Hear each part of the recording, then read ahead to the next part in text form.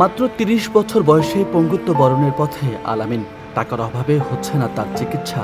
পরিবারের একমাত্র উপার্জনক্ষম ছেলের এমন করুণ পরিণতি কিছুতেই মানতে পারছেন না বাবা মা। আমি পঞ্চম শ্রেণী লেগে পড়ালেখা করছি, কিন্তু টাকা পয়সার অভাবে আর পড়ালেখা করতে পারি নাই। পরে ঢাকা গেছি, ঢাকা বিভিন্ন জায়গায় কাজকাম করছি।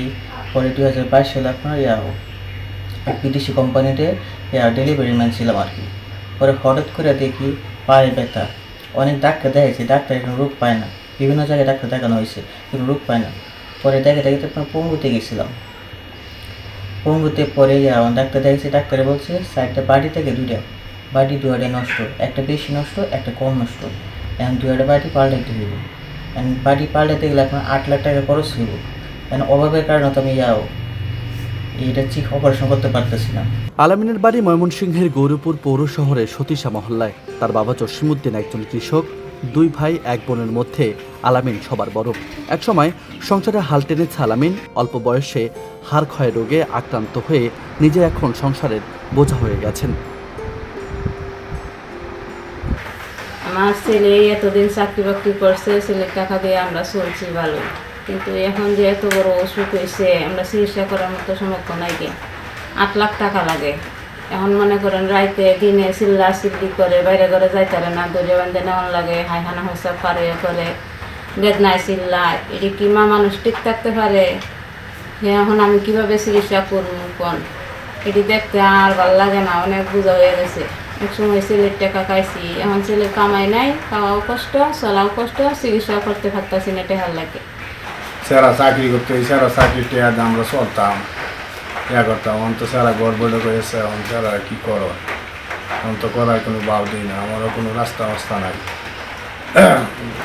কিতা করবো, আমার তো মনে করি কোনো সামর্থ্য নাই। এখন 8 লাখ টাকা লাগে, 8 লাখ টাকা করতে গেলে আমি কাম কাজ করি, মনে করুন গৃহস্থী করি, এটা করে তার দিন চলে না।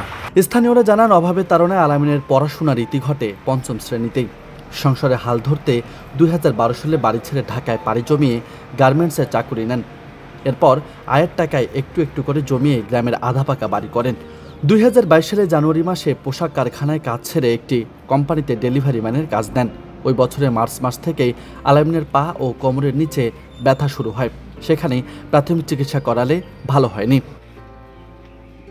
চিকিৎসকরা জানিয়েছেন, সুস্থ হওয়ার জন্য আলামিনের শরীরে দ্রুত অস্ত্রোপচার করতে হবে। এজন্য প্রয়োজন 8 লাখ টাকা। অস্ত্রোপচার না করলে হয়তো চিরস্থায়ী পঙ্গুত্ব বরণ করতে হতে পারে আলামিনের।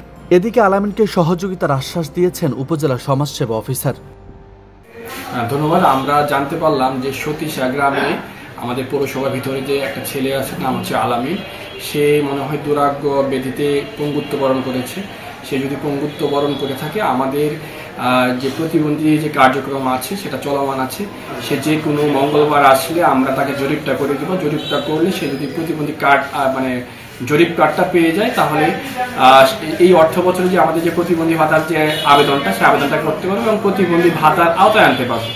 পাশাপাশি সে যদি কোনো দুরারোগ্য ব্যাধিতে আক্রান্ত হয়ে থাকে, যেমন ক্যান্সার, কিডনি, লিভার সিরোসিস, স্ট্রোকে প্যারালাইজ, জন্মগত হৃদরোগ, এই ধরনের রোগে আক্রান্ত হলে তাই সে 50,000 টাকার যে আমাদের আর্থিক অনুদান আছে সেটা আবেদনটা করতে পারবে।